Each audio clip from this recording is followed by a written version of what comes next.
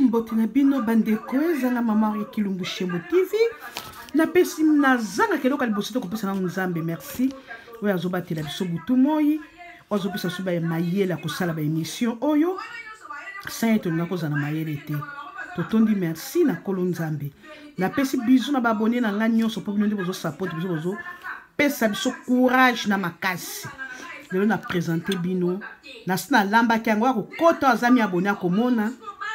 na sina sala émission nango ma fufu siko na komi kolia na mbisa kotumba na fu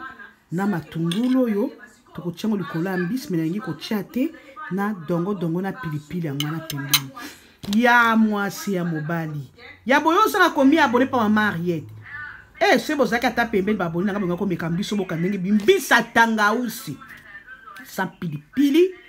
sans ail céleri à tel côté à part tout bien na tangausi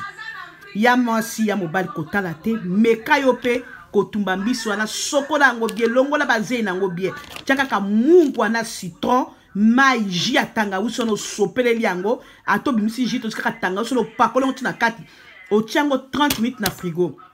soko za na frigo to tikango kaka ndengo na pendant 30 minutes ya mwasi meka otumba okoka ndenge zelengi nzambe merci kopesa so mayela kolamba kaboy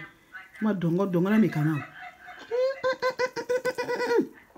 ozan komi abonné kota mi abonné boya bokota biloko aboy luba boy bokota bo mi abonné za télé réalité ya maman Ariette Kilumbu Shembo na mekana numbise bongo na kata nyama na ngani boya mba kote pa Kilumbu Shembo TV boya masone za watala lengi nzo pesa ba